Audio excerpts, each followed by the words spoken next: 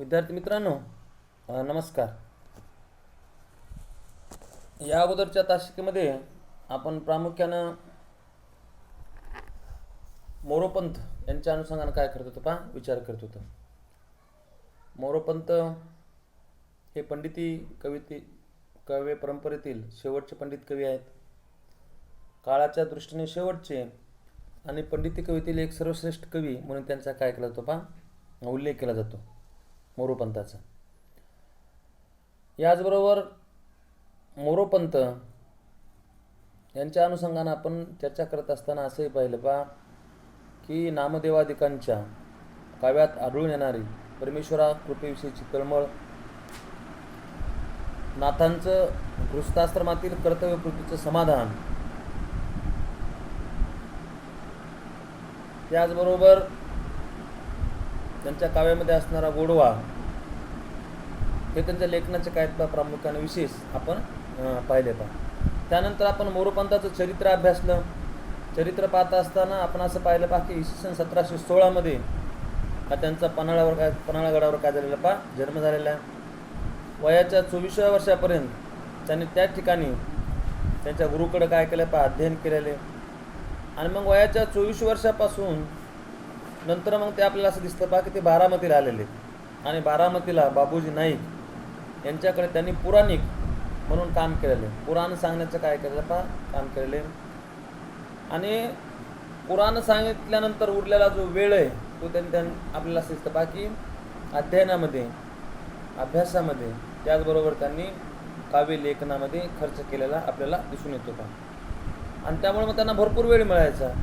त्यामुळे त्यांचं जे काव्य आहे ते काव्य आपल्याला असं दिसतं की त्या काळामध्ये त्यांनी मोठ्या प्रमाणामध्ये काव्यलेखन केलेलं दिसून येतं.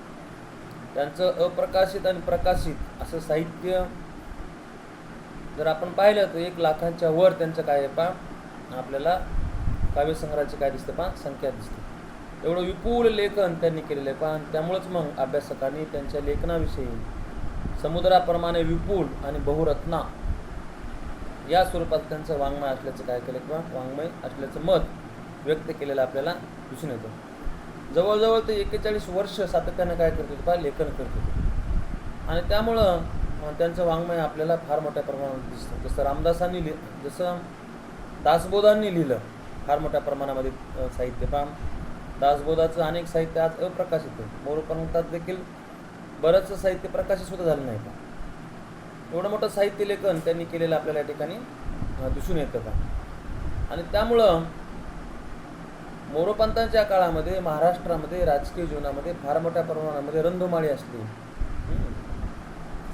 1761 पानिपतची तिसरी लढाई जरी घडलेली असली त्यामध्ये मराठी सत्तेचा झालेला पराभव, मराठी सत्तेचा झालेला नंतर मराठी सत्तेला लागलेली उतरती कळा आणि इंग्रजांचा सुरू झालेला एक छत्री अंमल याचे कोणतेही पडसाद त्यांच्या काव्यामध्ये येताना आपल्याला नंतर दिसत नाहीत. त्याचं कारण असे की त्यांनी रामायण, महाभारत, पुराणं यांच्या अभ्यासामध्येच काय केलं आपला वेळ व्यतीत केलेला आणि त्यामुळं त्यांच्या काव्य लेखनामध्ये त्या काळातले राजकीय आणि सामाजिक जीवनाचे कोणतेही पडसाद उमटताना आपल्याला दिसत नाही. त्यानंतर आपण मोरोपंत यांच्या काव्य लेखनाच्या पाठीमागचं प्रयोजन पाहिलं आणि प्रयोजन पाहत असताना आपण असं पाहिलं वाटे चरित्र त्यांचे आपण तरावया गावी, ही त्यांची भूमिका आहे लेखन करण्याच्या पाठीमागची. जसं मी तुम्हाला सांगितलं की संतांची भूमिका कोणती होती की बुडती हे जन न देखवे डोळा म्हणून येतो कळवळा. कळवळ्यापोटी त्यांनी सामान्य माणसाच्या अनुषंगाने लेखन केलं. तसं मोरोपंतांचं किंवा पंडिती कवीचं दिसत नाही. तर पंडिती काव्याचं सर्वात महत्त्वाचं काय वैशिष्ट्य आहे की त्यांचं स्वतःचा उद्धार करण्यासाठी त्यांनी मग हरिकथेचं स्मरण केलेलं आपल्याला दिसून येतं तरावया गावी हा जो मिळालेला मनुष्य जन्म याचा उद्धार करण्यासाठी त्यांनी प्रामुख्याने लेखन केलेलं दिसून येतं आणि त्यामुळं धार्मिक स्वरूपाचं लेखन असल्यामुळं त्यांच्या काव्यामध्ये आपल्याला राजकीय सामाजिक जीवनाचे पडसाद येताना दिसत नाहीत जे आपल्याला संत साहित्यामध्ये दिसतात. त्या काळातलं सामाजिक जीवन, त्या काळातलं धार्मिक जीवन याचे पडसाद आपल्याला उमटलेले संत काव्यामध्ये येताना दिसतात. फार मोठ्या प्रमाणात जरी नसले आले तरी देखील काही संदर्भ येताना आपल्याला मात्र त्या ठिकाणी दिसतात पहा. आणि आपल्याला असंही दिसतं पहा की पंडित कवितेमध्ये मात्र त्या काळातल्या राजकीय आणि सामान्य जीवनाचे पुसटसे देखील संदर्भ येत नाहीत. त्याचं कारण असं आहे पहा की स्वतःचा उद्धार करण्यासाठी, स्वतःचा पुन्हा पुन्हा जन्मणे पुन्हा पुन्हा मरणे या चक्रातून मुक्त होण्यासाठी त्यांनी काय केलेलं पहा, हरिकथाचे स्मरण केलेलं दिसून येतं. आणि त्यामुळं मग त्या काळातलं राजकीय जीवनाचे पडसाद, सामाजिक जीवनाचे पडसाद यामध्ये येताना आपल्याला दिसत नाहीत. आणि त्यांची ही जी भूमिका आहे, तरावया गावे, या भूमिकेपोटी त्यांनी काय केलेलं पहा, काव्यलेखन केलेलं आपल्याला दिसून येतं. त्यानंतर आपण मोरोपंत यांच्या वाङ्मयाच्या अनुषंगाने चर्चा केली. त्यांचा जो पहिला ग्रंथ आहे तो कुश लव आख्यान आहे पहा. कुश आणि लव यांच्यावरचं त्यांचं ते एकमेव आख्यान आपल्याला मराठी साहित्यामध्ये दिसतं. आणि मग हे त्यांचं पहिलंच काव्य आहे, अगदी उमेदीच्या काळात त्यांनी लिहिलेलं आहे. आणि त्यामुळं मग त्यांच्या त्या काव्यामध्ये आपल्याला बऱ्याच प्रमाणामध्ये संस्कृत प्रचुरता दिसते, दुर्बोध, बोजड असे शब्द दिसतात, अलंकाराचा अतिरेक आहे, सामासिक शब्दाचा हव्यास आहे, त्यामुळे अनेक जोड शब्द आहेत. परंतु असं जरी असलं तरीसुद्धा कुश आणि लव यांच्यावरचं ते पहिलं आणि एकमेव काय आहे पहा, आख्यान आहे. आणि मग त्या ग्रंथाचा आपण काय केला पहा, विचार केला. आज आपल्याला पंथाचा दुसरा जो ग्रंथ आहे तो आहे पहा आर्याभारत. पंथांचे आर्याभारत हा दुसरा अतिशय महत्त्वपूर्ण असताना त्यांचा ग्रंथ आहे पहा. त्यांचा हा ग्रंथ महाभारतावरचा, लक्षात घ्या. तसं आपण मुक्तेश्वरांचा पाहिला, मुक्तेश्वरी महाभारत, किंवा मग आपण श्रीधरांचं काव्य अभ्यासत असताना श्रीधरांनी देखील पांडव प्रताप, हरिविजय, पांडव प्रताप हा जो ग्रंथ लिहिला आहे, पांडवाचा प्रताप, त्यांनी त्या ग्रंथामध्ये सांगितलेलं आहे पहा, महाभारताचा आधार घेऊन. किंवा हरिविजय हा जो ग्रंथ आहे, हा ग्रंथ भागवतावर जरी आधारित असला तरी देखील श्रीकृष्णाचं एकूणच पराक्रम आपल्याला त्या ठिकाणी दिसून येतो पहा. तसं मोरोपंतांचं महाभारतावरचा हा ग्रंथ आहे पहा की पंतांचे आर्याभारत. आर्यामध्ये त्यांनी काय केलेलं पहा, लेखन केले पहा. त्यांच्या या ग्रंथाविषयी असं म्हटलं जातं की त्यांच्या कीर्ती मंदिराचा आधारस्तंभ म्हणजे त्यांचे आर्याभारत हा ग्रंथ आहे पहा. तर मोरोपंताच्या काव्य विकासाच्या अनेक खुणा आपल्याला या ग्रंथात आढळतात. महाभारताचा आस्वाद आपल्या रसिक श्रोत्यांना द्यावा अशी या लेखनामागे त्यांची भूमिका आहे. आणि त्यामुळं महाभारतामधलं जे पहिलं पर्व आहे, आदिपर्व, त्या पर्वात अगदी सुरुवातीला ते म्हणतात पहा, त्या श्री व्यासप्रभूला वंदून मी भारते इतिहास पाजीन तुम्हा श्रोत्या अमृत रसावून फार हा सरस. तर श्रोत्यांना त्यांनी या ठिकाणी विनय केलेला आहे.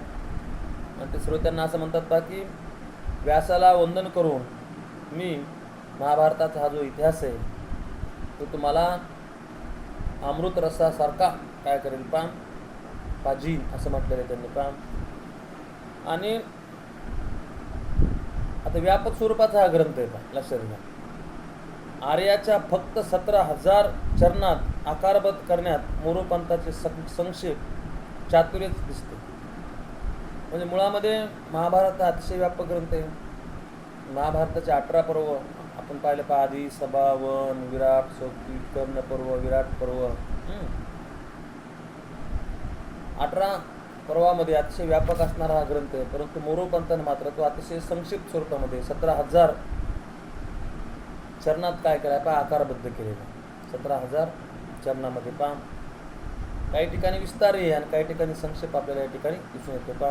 आणि त्यामुळं संक्षेप विस्तार करण्याचं त्यांचं चातुर्य या ठिकाणी आपल्याला दिसून येतं पहा. तर मुक्तेश्वर आणि श्रीधर यांच्या महाभारतापेक्षाही पंताचे हे जे महाभारत आहे ते अधिक उठून दिसतं.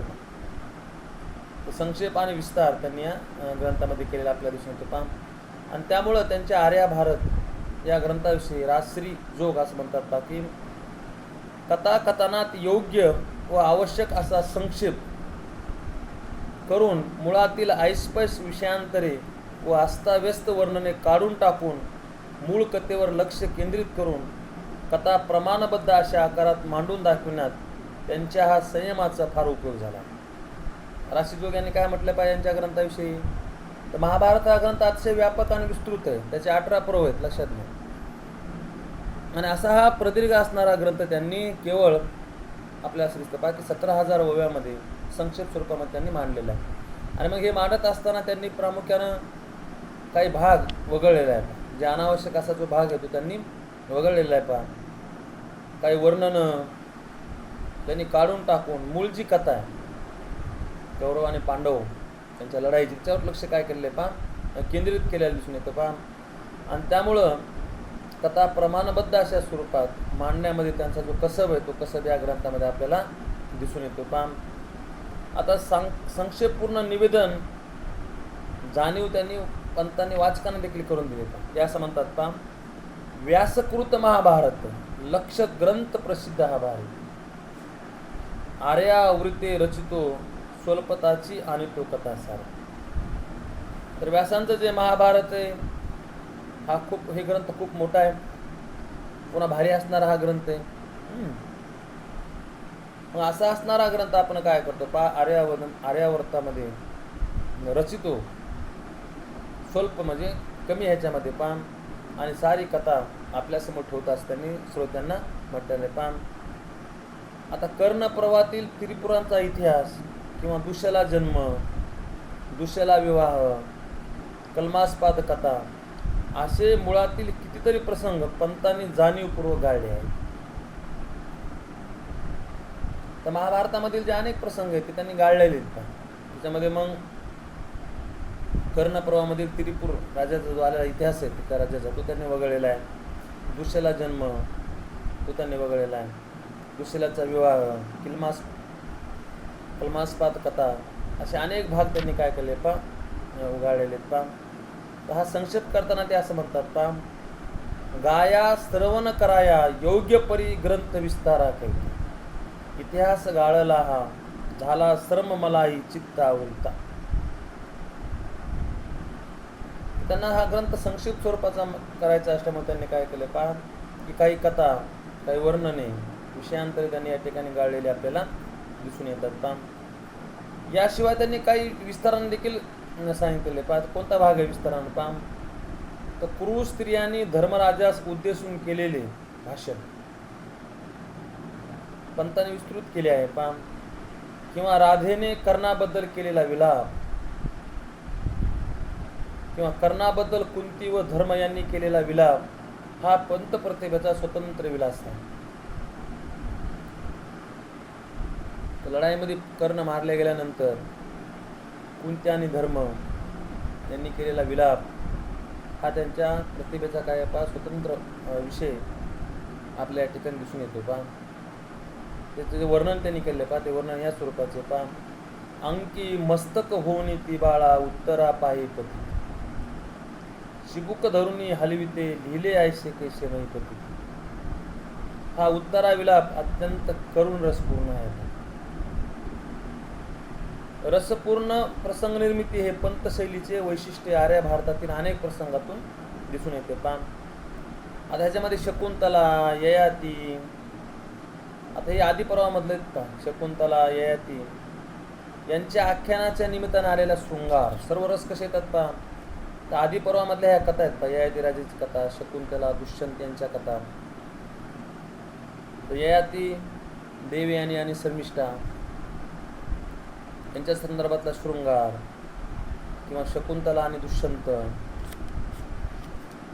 यांच्या निमित्तानं त्या ठिकाणी काय होतं शृंगार रस होतो. भीमाने दुशासनाचा केलेला वध, किचक वध, याशिवाय भीष्म, द्रोण, कर्ण व विराट पर्वातील युद्ध वर्णनातून निर्माण झालेला वीररस काय काय ते भीमानं दुशासनाचा केलेला वध किंवा किचकाचा केलेला वध. 1 वर्ष अज्ञातवासात असताना तर किचकाच्या तिथे विराट राजाची तर राहत असताना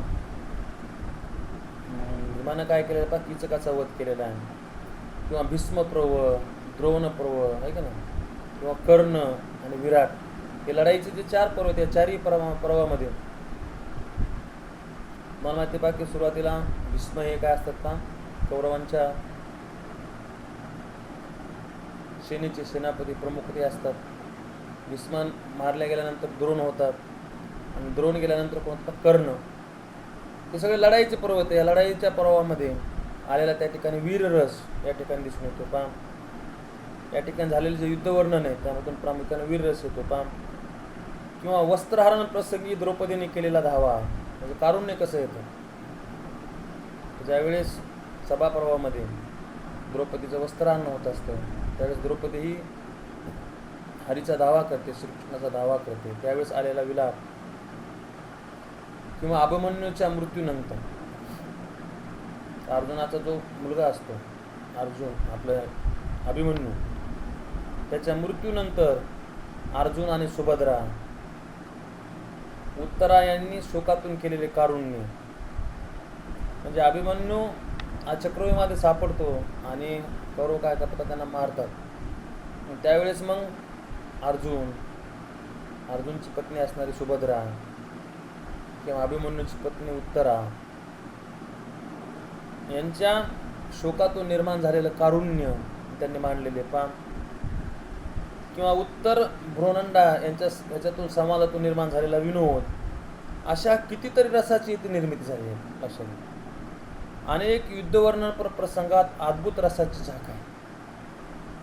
कर्ण, धृतराष्ट्र, द्रोण, अर्जुन, भीम, कुंती हे जे पात्र आहेत महाभारतामध्ये, कोणते पात्र? धृतराष्ट्र, कर्ण, द्रोण, अर्जुन, भीम, कुंती, द्रौपदी, सुभद्रा यासारख्या मूळ महाभारतातील व्यक्तिरेखांना पंतांनी स्वतःच्या शैलीने काही वेगळे स्वरूप प्राप्त करून दिले. कर्णावर पंतांचे नितांत प्रेम असल्या कारणाने कर्णपर्वातील प्रसंग वर्णने अधिक नाट्यपूर्ण आणि रसनिर्मिती अधिक उत्कट जाणवते. कर्ण हा सेनापती झाल्यानंतर पांडवासोबत लढाई करत असताना कर्णपर्व आहे युद्धवर्णन त्या ठिकाणचं. तर अभ्यासकाचा आता असं मत आहे की पंताचं कर्णावर प्रेम आहे, कारण कर्ण हा देखील पांडव होता, तो देखील कुंतीचाच मुलगा होता. कारण महाभारतामध्ये श्रीकृष्णानंतर दुसरं अत्यंत महत्त्वाचं पात्र म्हणून आपण काय करतो? कर्णाचा उल्लेख करतो. अत्यंत पराक्रमी असणारा, दानशूर असणारा,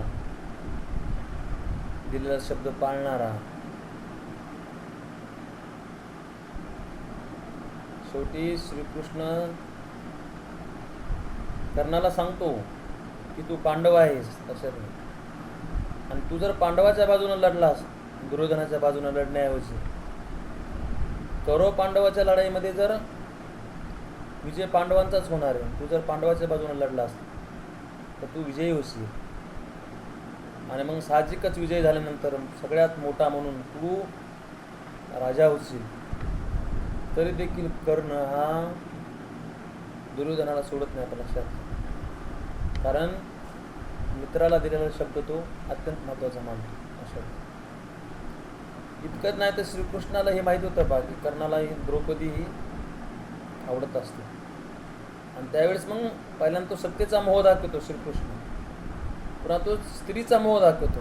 तो असं म्हणतो पहा की साहजिकच तू युद्ध जिंकल्यानंतर तू राजा होशील, आणि ज्याप्रमाणे 5 पांडवांची पत्नी द्रौपदी आहे तशी ती तुझी सुद्धा पत्नी होईल. पण तरीही सुद्धा श्रीकृष्णाच्या लोभाला कर्ण हा बळी पडत नाही. लक्षात घ्या. आणि तो कौरवांच्या बाजूनच लढतो. त्याच्या दानसुराच्या अनेक कथा तुम्हाला माहितीच आहेत. तर कर्ण हा दानशूर असतो. लक्षात घ्या. त्याला कवच कुंडलाचं वरदान भेटलेलं असतं, कारण ते कवच कुंडलामुळं त्याला कोणता जरी त्याच्या अंगावर शस्त्राचा वार केला तरी ती कवच कुंडल त्याचं काय करत असतं? संरक्षण करत असतं. आणि मग त्या कवच कुंडलाचं हरण होत असताना कर्णाला सांगितलं जातं की कर्ण तू कवच कुंडल दान करू नको, परंतु तरी सुद्धा कर्ण काय करतो? का आपले कवच कुंडल दान करतो. म्हणजे दानशूर असणारा कर्ण, पराक्रमी असणारा कर्ण, असा मित्रावर प्रेम करणारा, एकनिष्ठ असणारा, दिलेल्या शब्दांना जागणारा असा जो कर्ण आहे ते महाभारतातलं श्रीकृष्णानंतरचं अत्यंत महत्त्वाचं पात्र या ठिकाणी मानलं जातं. आणि त्यामुळं कर्णपर्वामधील जी प्रसंग वर्णने आहेत ती अधिक नाट्यपूर्ण पद्धतीनं मोरोपंतांनी रेखाटलीत असं काही अभ्यासक मत मानतात. पंतांच्या संवादांनी आर्या भारतातील कितीतरी प्रसंगांना फार मोठी नाट्यात्मकता आणि जिवंतपणा प्राप्त करून दिला आहे. कर्णशल्य संवाद, कृष्णकर्ण संवाद हे पंतांच्या मार्मिक संवाद लेखनाचे नमुने आहेत. कर्ण आणि शल्य हा काय असतो का, कर्णाच्या रथाचा साध्य असतो, तो कर्णाला टोचून बोलत असतो. त्या दोघांमध्ये झालेला संवाद किंवा कृष्णकर्ण यांच्यामधला संवाद जो मी तुम्हाला आता सांगितला, असे जे संवाद आहेत ते पंताच्या मार्मिक लेखनाचे उत्कृष्ट नमुने आहेत असं मत या ठिकाणी व्यक्त केलं आहे. पहा,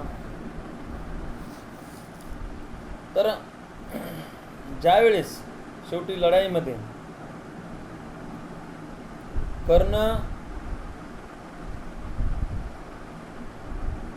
हा कर्णाच्या रथाचं चाक जमिनीमध्ये रुतलेला असतं आणि त्यावेळेस तो मग तो रथाचं चाक काढत असताना श्रीकृष्ण अर्जुनाला सांगतात की आता हीच वेळ आहे, कारण कर्ण तुझ्यानं काही पराभूत होणार नाही, तर तू काय कर, कर्णावर बाण चालव.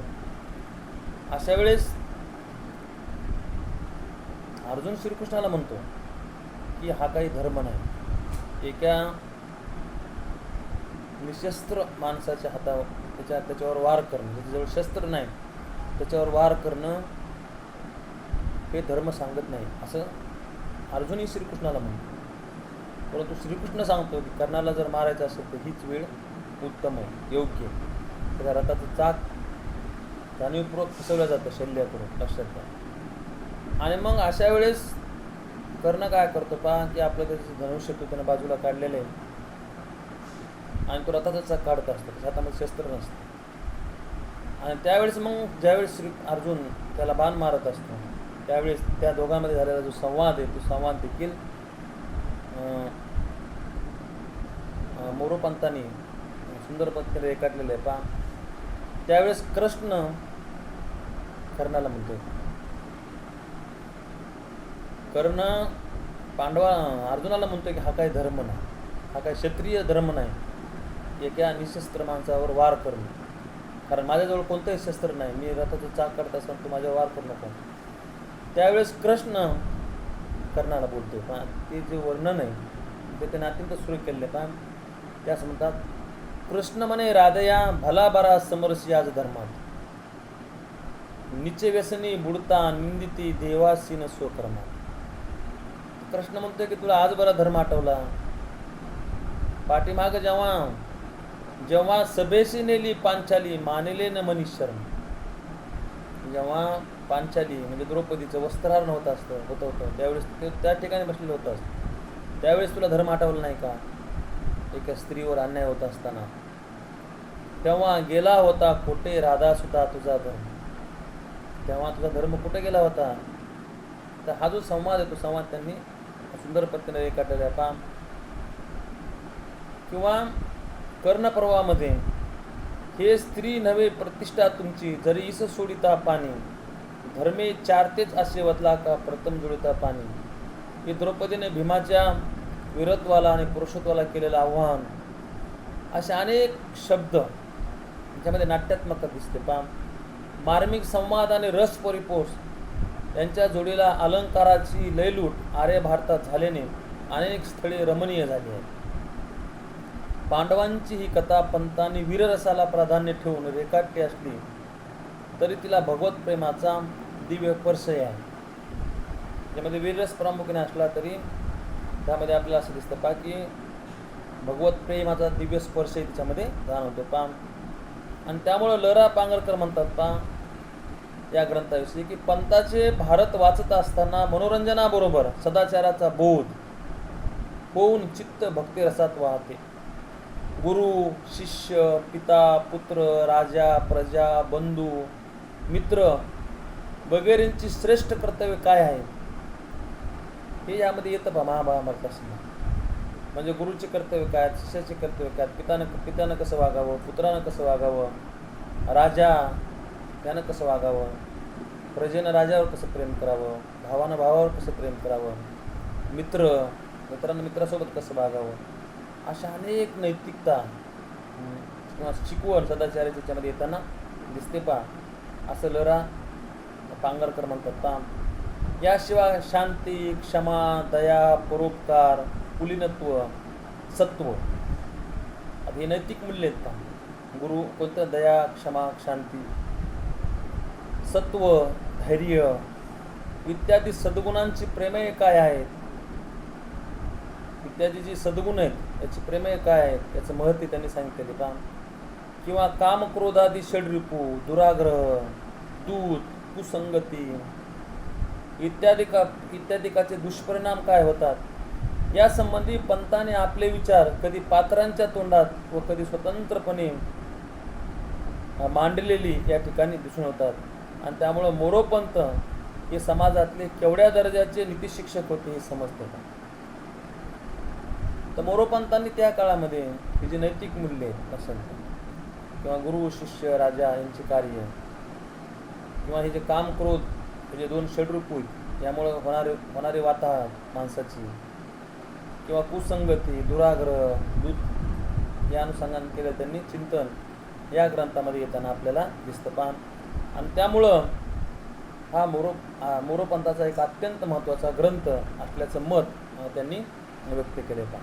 पंतांचे आर्य भारत या ग्रंथामध्ये. पुढचा जो त्यांचा ग्रंथ आहे तो पहा संकीर्ण रामायण. जसं मोरोपंतांनी महाभारतावर लेखन केलं तसं मोरोपंतांनी अनेक रामायण लिहिले. आता मुळामध्ये मोरोपंत हे रामभक्त आहेत अशा, आणि मग ते रामभक्त असल्यामुळं फार मोठ्या प्रमाणामध्ये त्यांनी दैवतरूपी शब्द, आपलं जे दैवत आहे त्या दैवताची शब्दरूपी पूजा त्यांनी केलेली आहे पहा. आणि त्यामुळं त्यांनी अनेक रामायण लिहिलेत पहा. पण ही रामायण म्हणजे संपूर्ण रामायण नाही पहा. एका प्रसंगावर काही महत्त्वाच्या प्रसंगावर ही रामायण आहेत पहा. ते पहा, पंत हे रामभक्त असल्या कारणाने आपल्या दैवतांची शब्दरूपी पूजा पुन्हा पुन्हा आणि विविध रूपाने त्यांनी करणे स्वाभाविक आहे. या भूमिकेतून पंताच्या संकीर्ण रामायणाचे लेखन झाले. त्यांनी कोणकोणते रामायण लिहिलेत पहा. हे पहा, अद्भुत रामायण, दंडक रामायण, दाम रामायण, परंतु रामायण, पियुष रामायण, पुण्य रामायण, मंत्र रामायण, श्री रामायण, सीता रामायण अशी त्यांची नावे आहेत पहा. आणि त्यामध्ये रचनेची विविधता देखील आहे. हे पहा, संकीर्ण रामायणामध्ये मंत्रबद्ध रामायणे 31 लिहिली, चित्र रामायणे 10 लिहिली, निरूपणात्मक रामायणे 3 लिहिली, विशिष्ट नामक रामायणे 15 लिहिली, विविध व्रतात्मक रामायणे 15 आहेत. पुन्हा याशिवाय पंताची पुन्हा 11 रामायणे अप्रसिद्ध आहेत. कसं या सर्वात मंत्र रामायण विशेष उल्लेख केले आहे. नामाते प्रभूच्या मयूर विनवी, चित्ता भरी या भारी अशी पंतांची काय पा या भावना, म्हणजे स्वतःचा उद्धार करण्यासाठी, प्रभू रामचंद्राचं स्मरण करण्यासाठी त्यांनी पुन्हा पुन्हा काय केले पा रामायण लिहिले. आपण पाहतो बघा की ग्रामीण भागामध्ये अनेक लोक काय करतात बघ, श्रीराम श्रीराम जप करतात किंवा अनेक जण वहीवर श्रीराम श्रीराम श्रीराम असं नामस्मरण करून गाठीशी पुण्य बांधण्याचा प्रयत्न करतात. तसं मोरोपंत हे देखील कसे पहा रामभक्त आहेत. आणि त्यामुळं मग त्यांनी रामभक्तीपर अनेक रामायणे लिहिले.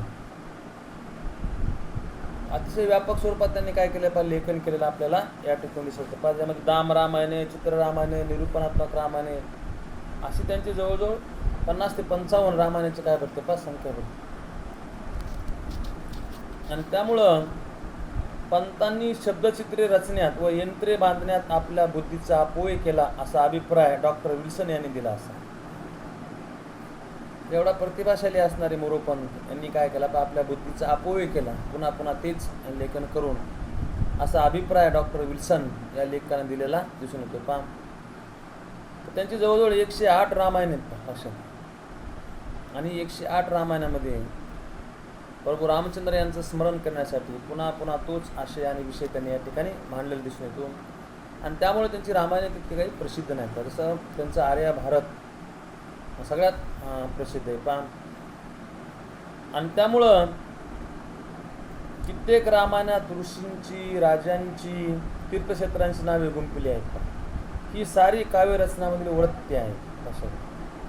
अशा शब्दात संकीर्ण रामायणाचं वैशिष्ट्य प्रतिपादन करून त्यात चमत्कृती आहे तशी कृत्रिमता आहे, सहज सुंदर कलात्मकता नाही असा अभिप्राय राशी जोग यांनी दिला आहे. त्यामुळे सहज सुंदर कलात्मकता नाही या ग्रंथामध्ये पहा. आणि त्यामुळे केवळ नामस्मरण करण्यासाठी आपल्या ते रामभक्त असल्या कारणाने त्या भक्तीपोटी त्यांनी पुन्हा पुन्हा तेच लेखन करून पहा जवळजवळ 108 त्यांनी रामायण लिहिलेली. आणि त्यामुळं त्यांची रामायण काही फारशी प्रसिद्ध नाहीत पहा. त्यामध्ये कृत्रिमता आहे, त्यामध्ये सहज सुंदरता दिसून येत नाही. जसं त्यांचा आर्यभारत अत्यंत महत्त्वपूर्ण ग्रंथ, जसं त्यांचे रामायण प्रसिद्ध नाहीत पहा. त्यांनी भागवतावर देखील काही प्रकरणं लिहिलीत पहा, लक्षात घ्या. आता त्यामध्ये पुन्हा ही आख्यान कविता आहे पहा, ही देखील भक्तिप्रवणच आहे. तर त्यामध्ये काय पाहतं, ध्रुवचरित्र. तर आपल्या ध्रुव बाळाची कथा माहितीच आहे पहा. म्हणजे भक्ती कशी करावी याचं ते उदाहरण आहे पहा. आणि त्यामध्ये त्यांनी ध्रुवचरित्र लिहिलेलं आहे पहा, ध्रुव बाळाची कथा. याशिवाय वामन चरित्र आहे पहा. म्हणजे जे अवतार आहेत त्याच्यामध्ये वामनाचा एक अवतार मानला जातो आपल्याकडं. जे 8 अवतार आहेत ना ते हिंदू धर्मामध्ये, त्यापैकी वामनाचा एक अवतार आहे पहा. त्याच्यावर त्यांनी ते आख्यान लिहिलं पहा. याशिवाय अमरीश आख्यान त्यांनी लिहिलेलं आहे पहा. याशिवाय गोपी प्रमोद्धार, गोपीचा श्रीकृष्णाने केलेला उद्धार, किंवा नवदान केली, अशी काही स्वतंत्र रचना देखील त्यांनी केलेली या ठिकाणी दिसून येते पहा. आणि त्यामुळं त्यांची ही जी भगवती प्रकरणे ती देखील त्यांची फारशी काही प्रसिद्ध नाहीत पहा. आणि त्याचा मग प्रसिद्ध असणारा पुढचा जो ग्रंथ आहे तो म्हणजे कृष्ण विजय, लक्षात घ्या. तर भागवताच्या दशमस्कंदावर आधारलेलं हे त्याचा अत्यंत महत्त्वपूर्ण असणारा ग्रंथ होता. याच्यामध्ये त्यांनी श्रीकृष्णाचा पराक्रम, श्रीकृष्णाचं महात्म्य त्यांनी यामध्ये वर्णन केलेलं पहा. आणि त्यामुळं हा ग्रंथ त्यांनी अतिशय विस्ताराने लिहिलेला आहे पहा. मुळापेक्षा सरसकट विस्तार करणारे पंथाची एकमेव काव्य आहे पहा. कृष्ण विजयाची एकूण त्याची संख्या जी आहे ती 3670 आहे पहा. आणि हा ग्रंथ 90 अध्यायाचा आहे. किती अध्यायाचा ग्रंथ आहे पहा, तर 90 अध्याय आणि 3670 ओवी संख्या आहे. 54 ते 79 हे अध्याय विविध वृत्तात योजले असून यातील पंथांची भूमिका कथाकथनाची आहे. तर वेगवेगळे जे वृत्त आहेत त्या वृत्तामध्ये त्यांनी लेखन केलेले पहा. कथेतील पात्रांना स्वभाव वैशिष्ट्यदर्शक आणि मनस्थितीदर्शक विशेषणाची योजना, समर्पक संभाषणे इत्यादी प्रकारांनी पंथांनी या कथेची रोचकता वाढविली आहे. त्या दृष्टीने सुदाम चरित्र, अर्जुन सुभद्रा विवाह, अष्टनायिका विवाह कथन ही प्रकरणं उल्लेखनीय ठरतात. तर कृष्णविजय हा जो ग्रंथ या ग्रंथामध्ये हा देखील ग्रंथ अतिशय विस्तारपूर्ण त्यांनी केला पाहिजे. 90 अध्याय 3670 ओव्याचा हा ग्रंथ आहे पहा, व्रताचा हा ग्रंथ आहे. त्यामध्ये सुदामाचं चरित्र, अर्जुन सुभद्रा विवाह,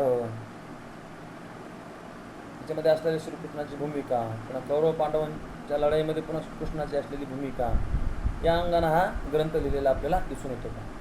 तर पंथांचे आर्यभारत हा प्रसिद्ध ग्रंथ आहे असेल. संकीर्ण रामायणे, भागवती प्रकरणे ही भक्तिप्रवणपर ग्रंथ आहेत. त्यामुळे ती काय तेवढी महत्त्वपूर्ण आपल्याला या ठिकाणी दिसून येत नाहीत पहा. तर पंथांचे हे ग्रंथ आपल्याला दिसतात पहा. जसं आपण पहिल्या तासिकेमध्ये कुश लोवाख्यान हा एक ग्रंथ पाहिला. त्यानंतर त्यांचा आर्यभारत, संकीर्ण रामायणे, भागवती प्रकरणे आणि कृष्ण विजय यासारखे ग्रंथ आपण अभ्यासले पहा.